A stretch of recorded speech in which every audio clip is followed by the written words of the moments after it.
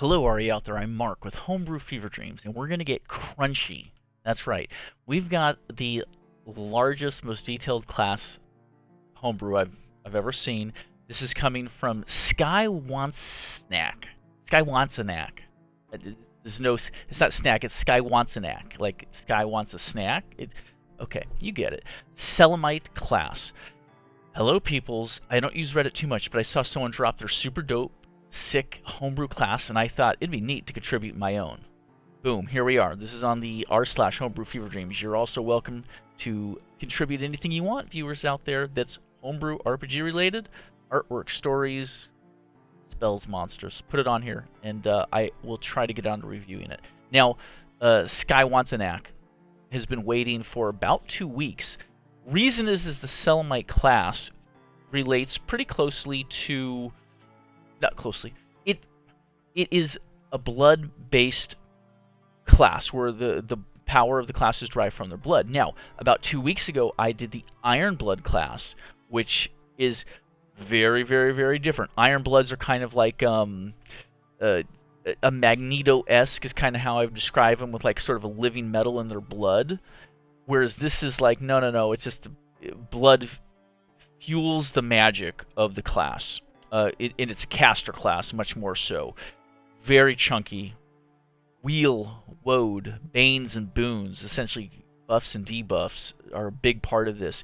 There are 11 new spells available to anyone, developed here by skywantsanacc, as well as, I think, 15 banes and 15 boons, which are exclusive to the Selemite class.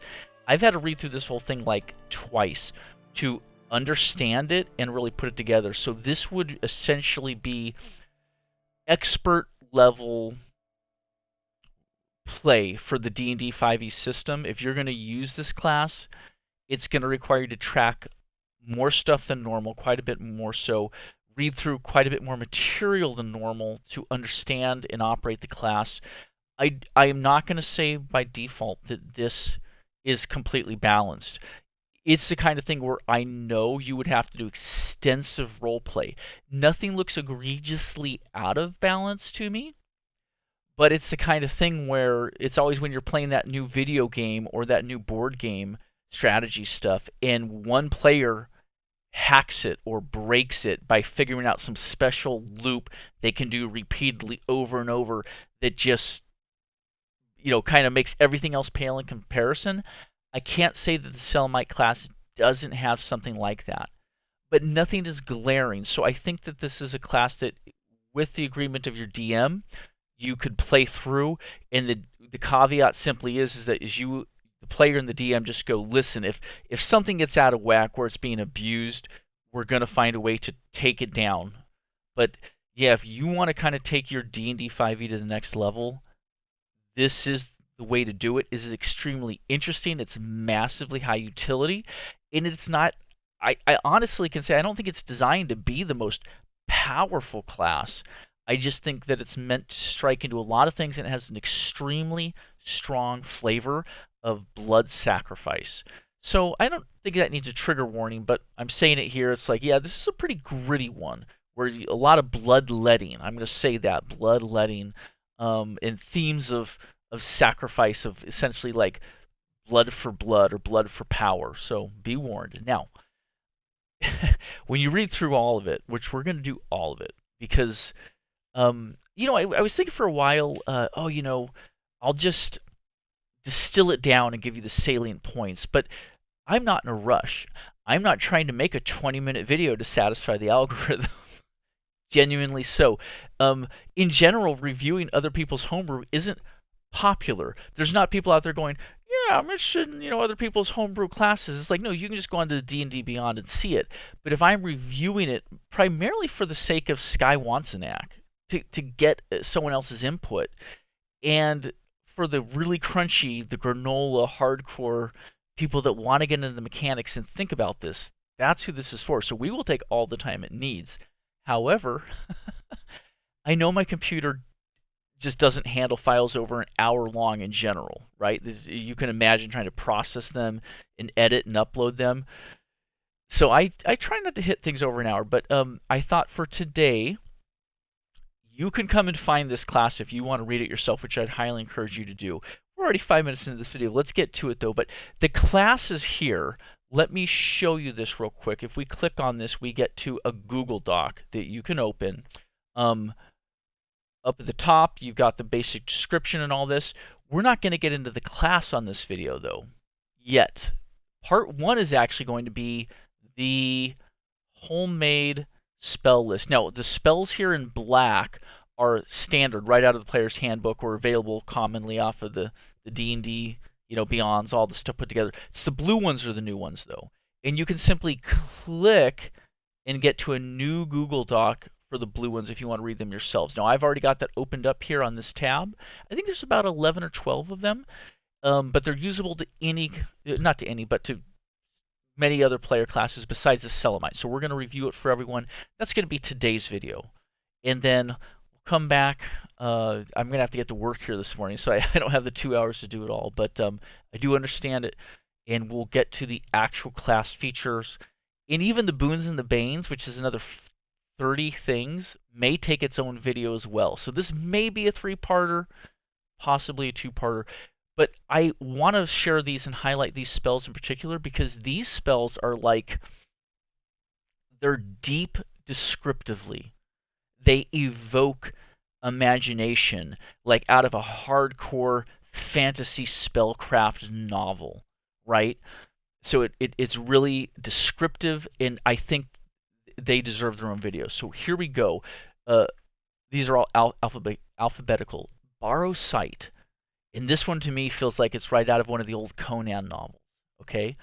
5th level divination, casting time 1 minute, range 1 mile, components verbal, semantic, material, lock of hair, saliva sample, blood sample, or some other component of the target that are at least 1 cubic or square centimeter in size. So like a fingernail, a patch of skin, things like that. 500 GP of other components. So the flesh component of the target that you're gonna borrow sight from isn't what's worth the 500 GP. I think there's a separate 500 GP component. Takes concentration. This will last up to an hour. Available to cleric, druid, selemite, or wizard. Choose a creature within 1 mile of you that you've collected the aforementioned material components for. The creature must have an int of 2 or higher, meaning it can't be a rock. Creatures with true sight are unaffected. Okay, you cannot see through their true sight eyes. The creature must succeed on a charisma saving throw. If the creature is a construct, ooze, or plant, they automatically succeed on the saving throw. You cannot borrow sight from these very basic creatures with extremely simple or alien or artificial intellect. If the creature is a descendant of you, they make the saving throw at disadvantage. Yes. Now this reminds me again of the Conan stories, or the idea that if you could get, like, say, the hair or toenail clippings of a king or a queen, very powerful wizard, back in the day, they would oftentimes incinerate all those byproducts of the royal body, right? Of the living royal body. If they trimmed your hair, shaved your beard, they would burn it so that wizards and sorcerers couldn't get a hold of them out of the trash or be sold by a servant within the castle to allow curses to be bestowed, things like that. That's kind of a real thing that used to happen. So that's the flavor of where this is coming from. On a successful save, the creature has a sudden feeling of being watched and must succeed on a DC 15 intelligence check if they wish to understand the nature of the spell that was inflicted upon them. That's right, that int check is set independently of your spellcasting ability as one of these casters, because it's just saying, are they wise enough, intelligent enough to understand the sudden shift. So a wise king or a wise sage might be able to know what's happening to them, and thus bind their eyes for the remainder of the spell, for a day, knowing that the spell must give out eventually, and not reveal anything to the person looking through their eyes. Okay? But the charisma save up here is based off of the caster's spell check. All right? On a failed charisma save, the creature is unaware that they were the target of a spell and are subjected to the spell's effect as detailed below. For the spell duration, you create a link to the target of the spell. As an action, You share the sight of that creature. While sharing the sight of the creature, you are blinded and restrained. So this is you, the one gazing. You are frozen, immobilized, and cannot see anything. However, you can still hear, feel, taste, and smell your personal surroundings. So you know what's going on around you with your other senses besides sight. You see everything the creature can see and can successfully read the language of anything you see through the creature's eyes, so long as the creature can also read the language. Yeah, because you're using their mind to translate what they're seeing. You can stop perceiving through the creature's eyes as an action at any time, and you can use an action to continue perceiving through the creature's eyes as an action at any time. So you can turn this off and on over the course of the hour, provided you can maintain concentration. So long as the spell's duration has not ended. If the spell lasts for the full spell duration and you are still perceiving through the creature's eyes, meaning you're hanging on till the very last moment, the creature must make an intelligence saving throw. On a successful save, the spell ends and the creature understands the nature of the spell. On a failed save, the spell ends and the creature has no idea they were the target of a spell. If the spell ends while you're not perceiving through the creature's eyes, the creature has no idea that they were the target of a spell. So a skillful caster would know to break contact before the spell expired, just to not reveal to the target, the victim, what's going on. At higher levels, you can use a 7th level spell slot. You may attempt to influence the thoughts of the creature to make them take a certain course of action as if they were affected by the suggestion spell. I'll leave it there. Crisis's Withering Blindness. Ooh. This is a 5th level sanguinancy. So sanguine, blood magic, yeah. 30-foot range, vocal semantic, up to 3 rounds. Selemite, sorcerer, wizard, warlock. Now, this doesn't say it takes concentration. Yeah. Speak the command word and a large cut opens up on the palm of your hand. You take 1d6 magical piercing damage and illusionary worms crawl on your palm. The worms last for up to 1 minute before dissipating and they stick to your hand the whole time. Choose a creature within 30 feet of you. As a free action, crush the worms in your palm to activate the spell. So the effect of the spell is the illusion will last for up to a minute. Let's say that you have to hold concentration on that. I think that's fair. But once you've crushed the worms and inflicted the worms upon your target, that's going to happen over 3 rounds, whether or not you concentrate on it anymore. I think that's just a fair way to do that. It would allow someone to see if you have the worms in your hand for them to potentially try to break your concentration at that moment. Now, you could always, in your action, summon the worms and crush them in your same action, thus eliminating the ability for someone to maybe try and break your concentration. But I think that's important, in my opinion, just as a balance thing. So you crush the worms. The target of the spell must succeed on an intelligence saving throw as their form becomes infested with illusionary worms. On a successful save, they take 2d6 psychic damage and the spell effects end. Right there. So even on the best case scenario, they just take some psychic damage. On a failed save, they are blinded and are the subject of the spell's effects as listed below. Illusionary. Is there illusory? Is that a word? I'm trying to think. Like illusionary is a fine word, but I in my brain there's illusory. Ah, shit. I can't think of it. But just meaning they're also made of illusions. At the start of each of the victim's turns, the target's turns, they are affected by the spell in a new way. At the end of each of their turns, they may attempt to repeat the saving throw. So the first one here is on your turn. When you on your action you crush it, right away they must make that initial intelligence check to try and resist. Now, at the start of their turns now, they're going to now make an additional save throw. The start of each of their turns, they are affected by the spell in a new way. And then at the end of each of their turns, they may attempt to repeat the saving throw, still int-based. Okay. Taking 2d6 psychic damage and ending all the spell's effects on a success. So you're going to hit them on your action with damage potentially. Then if they can't, then on their turn, they're going to take 2d psychic damage and then get a chance to save. Now, at the start of the first turn, end of each of their turns, at the start of their first turn, they'll take 3d6 psychic damage now. So the initial 2d6 is only if they succeed. But if they fail, nothing bad has happened to them. But at the start of the first turn, they will take 3d6 psychic damage. This is chunky, I know. Or necrotic, your choice. Now they try and save at the end of their turn. If they save, they take the 2d6 psychic damage on a success. So you can hit them. Anytime they save, they're going to take that 2d psychic, whether it's on your initial action or at the end of each of their turns.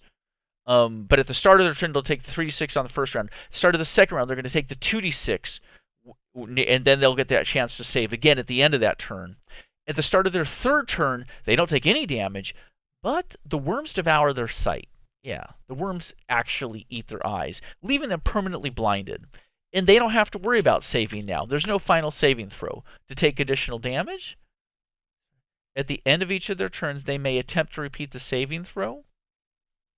I say the spell ends right there. They don't take that final bit of damage. They're just permanently blind. So, so essentially, you're going, whoa, that's powerful. Well, it's like petrification, kind of, in that sense, where the Medusa looks at you, you see them, and you start making saves, and things get progressively worse for you.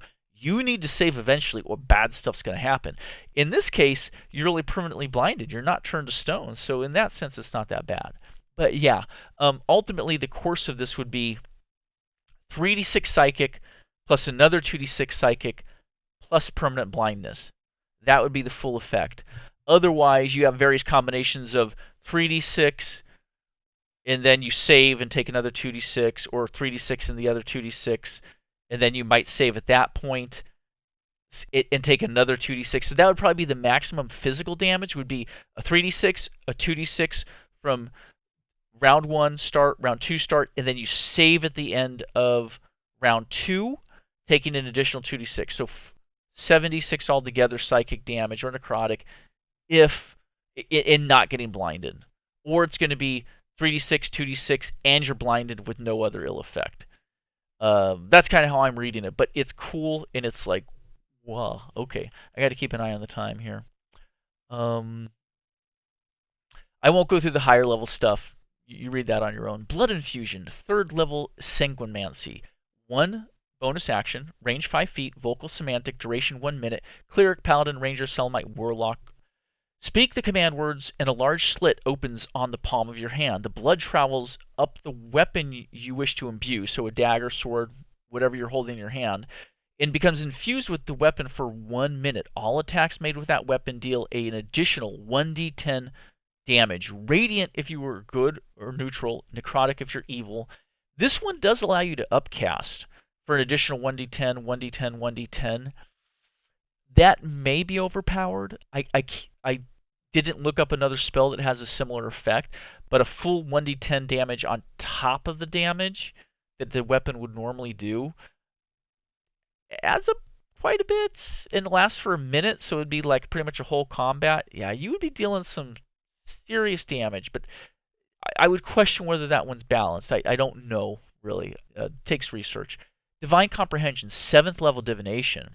1 minute, range 60 feet, vocal semantic material, chalk and jewelry worth at least 1,000 GP. Concentration up to 8 hours. Cleric, druid, Selemite, wizard. Perform a 1-minute ritual and summon 4 eyes. These are spectral eyes that float around your head in a semicircle. During combat against a creature, you can expend one of the eyes as a bonus action to know one piece of information about the creature. You may speak out loud the specific piece of information you wish to know, like, does this creature have true sight? But the question may only be answered with a yes or no question. And I'm guessing that you know the answer in your head, and the target does not speak the yes or no. But maybe they do. I'd say as the DM or the player, you could color that. Although, what do you do if you have a creature that can't speak? So be a little cautious. If you do not choose to speak out loud, you learn one random piece of information about the creature instead. And I would say at the DM's discretion, this could be story or plot information about the creature, or possibly information right off the character sheet, right? The monster stat block. Both could be useful and fun. And I'd say the player can ask plot related information or stat sheet information. Like, does this creature have any vulnerabilities? Yes, the DM intones. Oh, is one of their vulnerabilities to fire? No, the DM intones. So that's kind of how you do that. And also, I'd say the eyes might be in a semicircle in front of your face, as though they're spectral eyes that you're seeing through. Would be cool. Or I could see them being an arc over your head like a halo, right? And of course, you could probably describe how the eyes are. They could be really creepy or really beautiful, like angel eyes. I don't know. So super, super cool. A lot of roleplay potential with that one. I got to keep an eye on the time here. Frostbind, 3rd level evocation, 1 action, 60 feet, vocal semantic material, frozen finger of a fiend, pinch of gray dust. You do not consume that. So once you've got that, you'll always have that with your components. Instantaneous, cleric, warlock, sorcerer, wizard. A sharp blast of cold air shoots from your fingertips. Make a ranged spell attack. On a hit, the creature receives 4d8 cold damage. It begins to form on the creature's chest and in their body. The creature must succeed on a Constitution saving throw or be restrained for 1 minute. On a successful save, the creature receives an additional 2d8 cold damage and the ice falls off their body. The creature may repeat the saving throw at the end of each of their turns. It is upcastable. Yeah, this one's pretty. It's good. I don't want to say it's overpowered though. I mean, at 3rd level, you could get a fireball. So this ain't a fireball, but yeah, you're gonna do that little shot of 48 cold damage, cool, and then you're gonna try and restrain them, but they get to save over and over and over. So yeah, I think at first I was like, well, that's strong, but then I was like, oh, fireball. Yeah, okay. Yeah, it's good, but it's not overly powered. Upcasting available there. By the way, on your upcast for this one, you mention 1d6 damage increase. That should probably be a d8. You want to keep the damage die type, so just typo there, right? Okay. Causis's Blood Blast, 2nd level sanguimancy. Casting time, 1 reaction, which you take in response to being damaged by a creature within 15 feet of you. So you have to take damage, thus paying the blood cost, right, from your blood, in order to do this reaction. You can't just choose to do it whenever you want. It's from yourself, a 15-foot cone. We will say that you can direct as you want. Or possibly at the target of the creature that damaged you. Maybe so. Vocal, semantic, instantaneous, Selemite, sorcerer, wizard, warlock. The wounds of your body explode in an icy outburst in a 15-foot cone.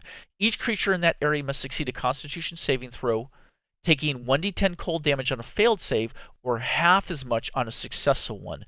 Double the dice if you are at half hit points or below. Right? Or below. Not just at exactly half. I think it's half or below. So if you've bled a lot, the damage is doubled. 2d10 cold damage fountaining out of you, and I would say that the cone is centered on the creature that damaged you. I think that actually makes sense. You can't just divert it out of your butt or something, right? When the guy here hit you in the face and you're like, bloop. No, you're not breaking wind here. You're spraying ice blood on people. It's not the same thing. Okay, let's keep going. Meld with Shadow, 6th level transmutation. 1 minute casting time. Ranges off yourself in a 10-foot radius, so 20 foot across. Vocal semantic material. A vial of zombie teeth encrusted with platinum worth at least 800 GP. Anything with a GP value is consumed by the way each time. So the magic cost, the sacrificial cost, is a huge part of all the this is transmutation, but the theme for all of this Selemite related content is very much tisk for tat, pound of flesh for pound of power, right? Okay, concentration up to 8 hours. Selemite, sorcerer, warlock. You and up to 8 willing creatures of your choice that you see within range become hazy and translucent. You must be in a dim or darkness while you're casting the spell, and the creatures you target with the spell must be in dim light or darkness while the spell is cast. If they ever enter bright light, the effect of the spell ends immediately. I would say that's for everyone.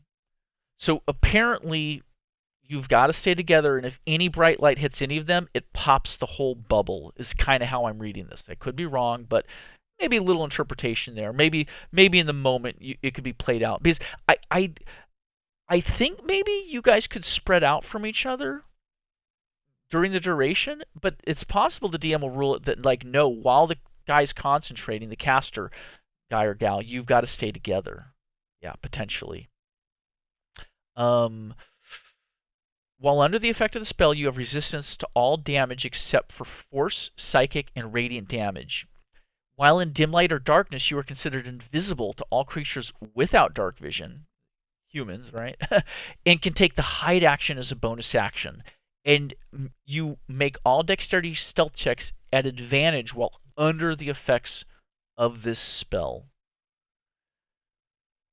Yeah, little clarification, but I think the way it's a powerful spell, it's a high spell slot, so I think that that's justified the power. But listen, it can easily be kind of neutralized by someone with dark vision or a daylight spell or bright light. So in that sense, it's limited. But yeah, it's very situational. It's like it's at night you're going to do a raid. You and up to 8 other creatures that are on your team can use this for hours to sneak across the countryside, to sneak behind enemy lines, to do scouting missions, and it's completely geared to allow you to hide very well and to be very good at stealth till that spell is popped.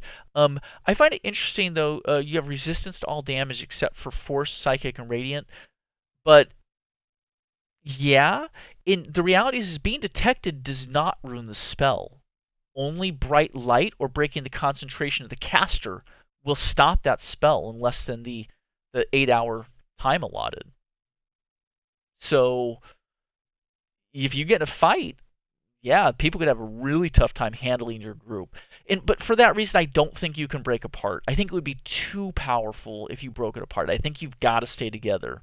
So there's limitations, but it's just, again, it's got real juice to it. You know what I'm saying? It's like it's a real magic sounding, deep magic kind of spell, right out of like a Call of Cthulhu kind of world, right? Ice Armor, 2nd level transmutation. 1 action, 30-foot range, vocal semantic material, frozen, compacted graveyard dirt. We'll say that the magic of the compaction process of the graveyard dirt keeps it frozen, that you don't have to keep it refrigerated by other means. Yeah. It's only a 2nd level transmutation, so. Concentration up to 8 hours. Cleric, Druid, Ranger, Wizard. You imbue your chest with a thick coat of armor made of crystalline ice. The armor has 50 hit points, is immune to cold damage, and shatters when it's reduced to 0 points, dealing 3d6 cold damage to all creatures within 10-foot radius, including you, the way I'm reading this. The armor does not reduce the amount of damage you take, though. Instead, the amount of damage you take is also taken by the armor. You take 8 points of damage, the armor takes 8. Both of you. The armor's life hit points is being used up. Until the spell ends, you have resistance to cold and fire damage. Additionally, when a creature makes a melee attack against you, close range, you may use your reaction to deal 2d8 cold damage to the attacking creature. So it's a reactionary armor. So it's essentially, it gives you a little bit of protection from cold and fire damage, but really what it's about is guys are hacking or clawing at you. They're being frozen every time they make contact with the armor. That's what's going on. And once the armor's been beaten through, it explodes. Explosion. All you're going to get it. Now, what is not specified is if the caster can choose to dissipate the armor passively by stopping to concentrate on it. Can they choose to not have it explode? Or does the blood costs have to be paid? The explosion must come. I don't know. I also don't know what happens if concentration's lost because of damage taken. Does it just detonate? If you can't hold that concentration, you get hit, it's blammy for everyone? Yeah, possibly. Here's what I'd like to see, is that if it does explode, you have resistance to cold damage from that explosion type.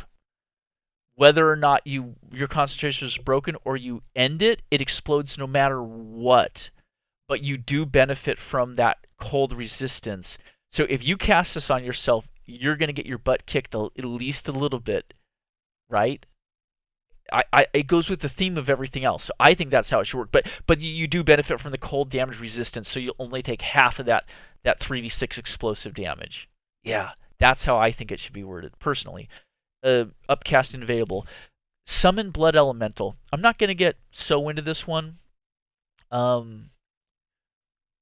we'll see.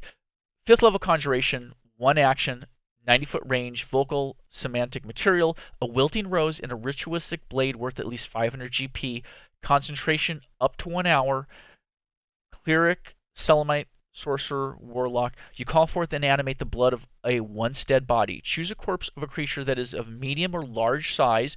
The corpse must be no older than 1 day. Breaking from the limbs of the creature and pouring from their lifeless body are pools of blood that spin in a cyclone and wistfully kick up like a flame, just dancing in the air, as the elemental manifests itself in an unoccupied space you can see within the 90-foot range. The corporeal form uses the blood elemental stat block below. When you cast a spell, choose Dominator or Evoker. Your choice determines the creature's actions on its stat block. The creature disappears when its HP drops to 0 or when the spell ends. This does require concentration on the caster's part to keep this blood elemental going. The creature is an ally to you and your companions. In combat, the creature shares your initiative count, but takes its turn immediately after your turn. It obeys your verbal commands. No action required by you to make it act. You can just tell it. Strike there, move there, grab that. Okay?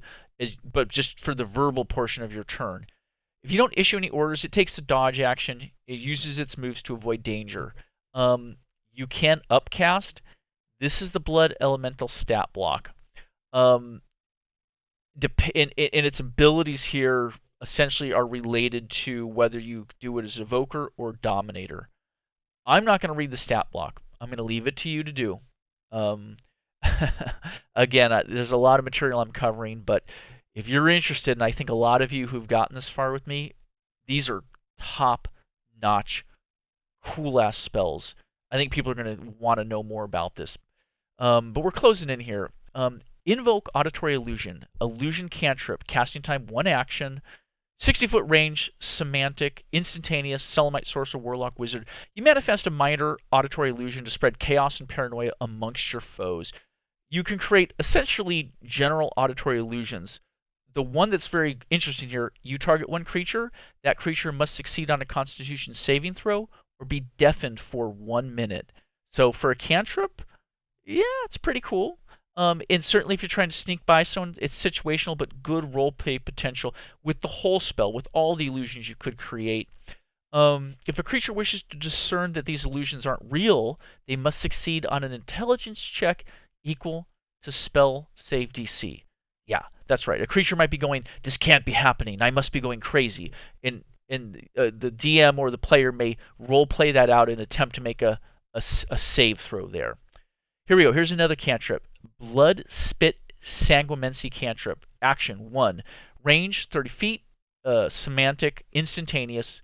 Cleric, Selemite, Sorcerer, Wizard, Warlock. You accumulate the wounds you've been dealt into a gritting spit. Gritting or grinning? Gritting? Yeah.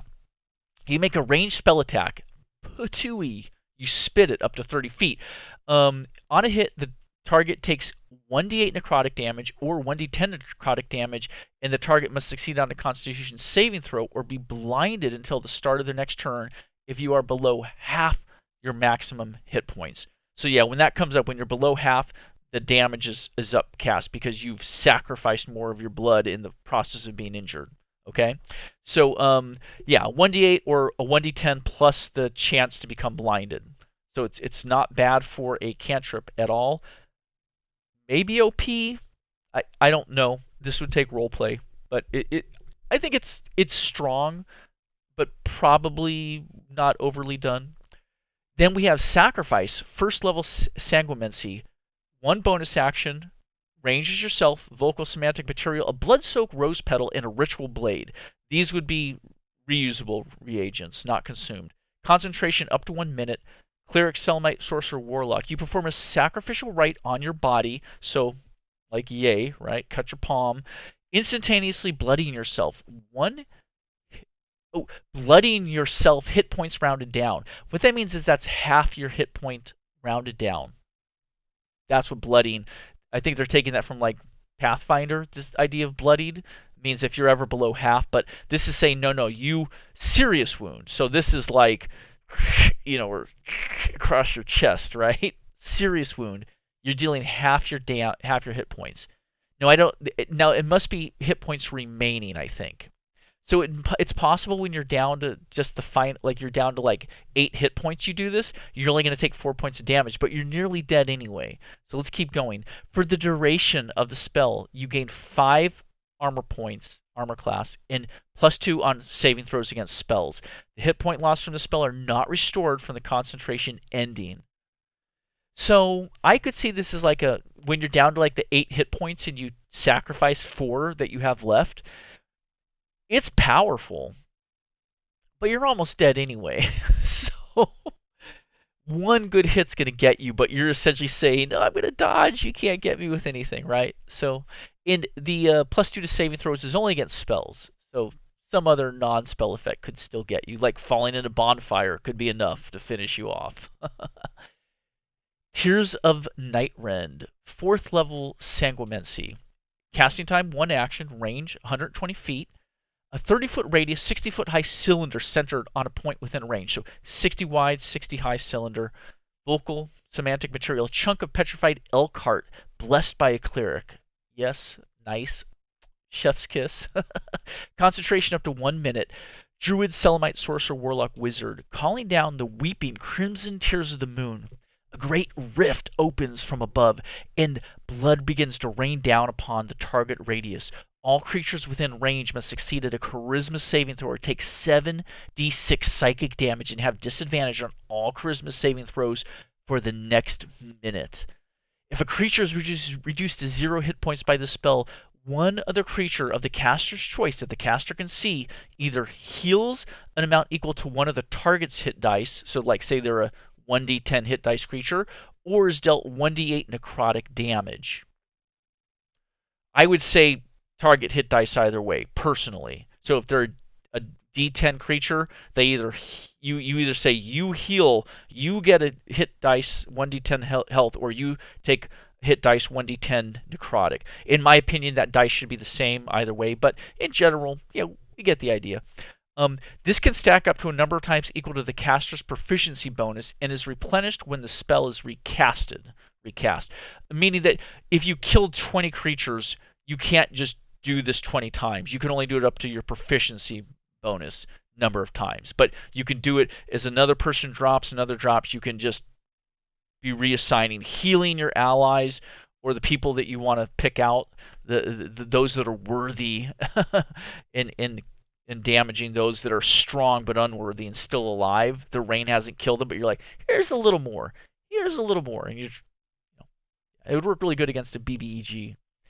Crazy cool. That's it. We're done. I got to bail out. If you watch, thank you. And I want a snack. I want a knack. Great stuff. We're gonna get to the rest of your Selemite class. It's gonna be an hour-long video, maybe 2 videos. We'll see. Take care.